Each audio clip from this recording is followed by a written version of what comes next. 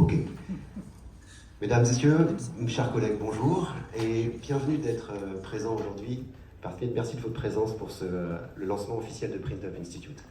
Donc rapidement, je suis Vincent Noël, professeur de chimie à la Faculté des sciences de l'Université Paris-Cité et plus précisément à l'UFR de chimie. Je suis aussi responsable d'une équipe, l'équipe BIOS du laboratoire Itodis.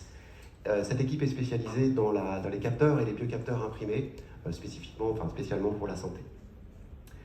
Donc depuis sa création, je suis aussi le directeur de Print-Up Institute. Donc Print-Up Institute bénéficie d'un cofinancement du ministère de l'Enseignement supérieur et de la Recherche, de la région Île-de-France et de l'Université Paris-Cité.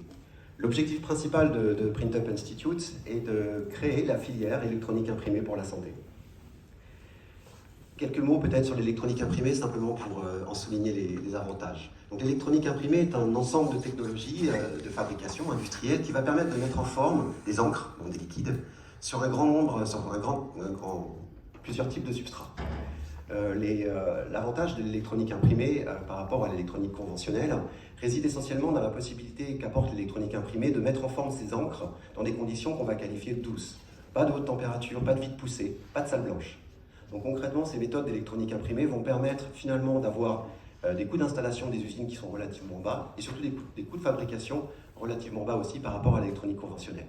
Ce sont des techniques qui sont faiblement énergivores. Alors l'électronique imprimée, aujourd'hui utilisée en aéronautique et dans l'automobile, mais finalement assez peu dans la santé. Pourtant, il y a un avantage certain à explorer les possibilités d'utilisation de ces technologies pour la santé, à condition d'être en mesure de lever un certain nombre de verrous scientifiques et technologiques. Donc, quels sont les atouts de l'Île-de-France pour lever ces verrous technologiques et scientifiques? Eh bien, tout d'abord, l'industrie française, l'industrie de l'électronique, les industriels de l'électronique français disposent d'un savoir-faire, d'une expertise reconnue mondialement. Donc, nous sommes en avance sur ces technologies-là. D'autre part, en Île-de-France, l'Île-de-France est composée d'un réseau d'universités prestigieuses qui disposent finalement de l'ensemble des compétences, des expertises recherche qui vont permettre d'innover dans ce nouveau domaine qu'est l'électronique imprimée. Par ailleurs, l'Université Paris-Cité dispose d'un rang mondial au niveau des recherches en santé et en médecine. L'Université Paris-Cité est le partenaire principal de l'assistance publique des hôpitaux de Paris et rassemble 25% des chercheurs INSERM. Donc finalement, l'Île-de-France et l'Université Paris-Cité sont des candidats pertinents pour servir de point de nucléation à cette nouvelle filière. Néanmoins, pour que cette filière puisse croître à une vitesse importante, il est absolument nécessaire de réunir autour d'objectifs communs, autour de projets communs, à la fois des praticiens hospitaliers, des chercheurs qui sont capables de remonter des attentes et d'exprimer des demandes, à la fois des chercheurs en mesure d'innover dans ce domaine-là, et bien entendu des industriels qui doivent être impliqués dès le démarrage des projets, d'une part pour en assurer la faisabilité industrielle, mais d'autre part pour accélérer à la fois le transfert, la commercialisation, l'industrialisation et la commercialisation de ces produits. C'est ce que se propose de faire Print-Up Institute. Donc je vais vous présenter très brièvement le concept de Print-Up Institute que toute l'équipe a développé là depuis janvier. Donc l'équipe de pilotage de Print-Up Institute aujourd'hui. Donc c'est Benoît Pierrot qui est coporteur de ce projet, qui est absent aujourd'hui, je vous prie de vous en excuser. Il y a donc Anne-Lise Maréchal qui est responsable du partenariat industriel et de l'animation de la filière. Hyacinthe Andria-Mazaka qui est responsable du prospect international, Fabien Liéval et moi-même. Donc nous avons affiné ce concept depuis le lancement de ce projet.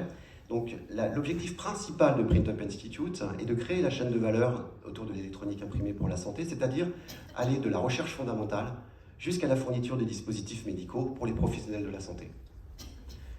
Donc pour cela, eh bien, le Print-Up Institute repose avant tout sur une expertise recherche, qui est le premier pilier de cet institut-là. Le second pilier est une plateforme technologique ouverte à la prestation. Cette plateforme technologique a pour objectif d'une part de réaliser des démonstrateurs pour accélérer les transferts, mais d'autre part pour fabriquer des séries limitées de dispositifs médicaux en vue de tests sur cohorte. Donc voici un peu l'objectif, et pour compléter cette chaîne de valeur, eh bien, l'Institut va fédérer un certain nombre de compétences et d'expertise, notamment dans le design de composants électroniques, dans le développement de ces composants, dans l'intégration des systèmes IoT, mais aussi dans la production de dispositifs médicaux. Et pour cela, eh bien, l'Institut fédérera un certain nombre de partenariats avec des industriels et des académiques. Le second objectif de Print-Up Institute est de créer et d'animer la filière électronique imprimée pour la santé. Donc nous aurons une action en marketing, en communication, mais aussi en formation continue. Nous proposerons un plan de formation continue destiné aux professionnels de la santé et aux professionnels de l'électronique imprimée. Donc, depuis le démarrage en janvier 2023, nous avons réalisé un certain nombre d'actions fondamentales pour l'Institut et nous avons commencé à développer le partenariat avec différents acteurs qui sont nécessaires à la réalisation de ce projet. Tout d'abord, cet institut a obtenu un écho très positif de la part des industriels qui nous ont immédiatement rejoints dès le démarrage du projet. Je pense notamment à Dev Materials, je pense à Billing Solutions, à Kellen Technology, à Lanxens, à Seribase, à Supratech et à Valotech. Nous venons juste d'obtenir un Labcom avec l'entreprise Valotech. Des startups sont aussi partie prenante de cet institut. Je pense évidemment à Melissim, Umink et Graphil. Ces acteurs vont nous permettre de compléter cette chaîne de valeur et d'être en mesure, comme je vous le disais, donc à partir de la recherche fondamentale, de fournir et de produire des dispositifs médicaux. En parallèle, des laboratoires académiques nous ont aussi rejoints depuis le démarrage de ce projet pour compléter les capacités de recherche pluridisciplinaire de l'Institut. Je pense notamment au laboratoire électrochimie moléculaire de l'Université Paris-Cité, mais aussi au LPPI de l'Université de Cergy-Pontoise. En parallèle de tout ce développement partenarial, nous avons commencé à explorer des pistes de collaboration avec les spécialistes du domaine de la santé. Nous avons identifié des projets ambitieux et particulièrement intéressants en diabétologie. Je tiens à remercier à l'IHN de diabétologie de nous avoir ouvert ses portes, mais aussi en odontologie. Merci à Jean-Pierre Attal et à toute son équipe qui ont immédiatement cru en ce projet et ont manifesté leur intérêt. Nous avons de nombreuses choses à développer ensemble. Il nous reste des pistes à défricher dans de nombreuses disciplines. Elles sont nombreuses, l'immunologie, la dermatologie, l'ophtalmologie, etc. Donc toutes ces pistes sont particulièrement intéressantes pour nous et nous allons œuvrer à développer des partenariats et des projets ambitieux avec tous ces professionnels de la santé et de la médecine.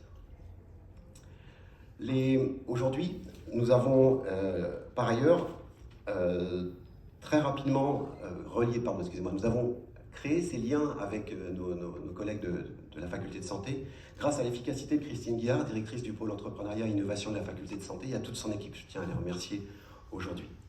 Par ailleurs, ce projet n'aurait jamais vu le jour et ne pourra se déployer sans l'équipe de recherche BIOS qui est présente ici aujourd'hui. Je tiens à les en remercier de leur soutien pour ce projet-là, mais aussi au laboratoire Itodis qui aujourd'hui accueille l'Institut PrintUp.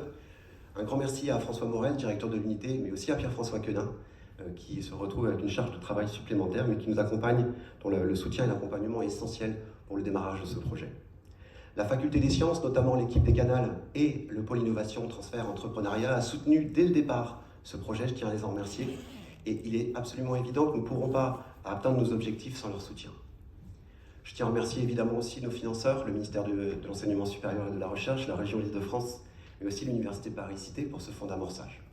Toute l'équipe de PrintUp s'engage à continuer à entretenir ce dynamisme d'expansion de PrintUp Institute et va travailler à pérenniser cette structure dans les années à venir. Je vais laisser maintenant la parole au représentant de l'Université Paris-Cité, Stéphanie Lassonnière, qui est vice-présidente innovation. Puis je laisserai la parole, nous aurons une intervention d'Hervé Combas qui représente l'Île-de-France et Samuel Guibal qui représente le ministère de l'Enseignement supérieur et de la Recherche. Je vous remercie pour votre attention.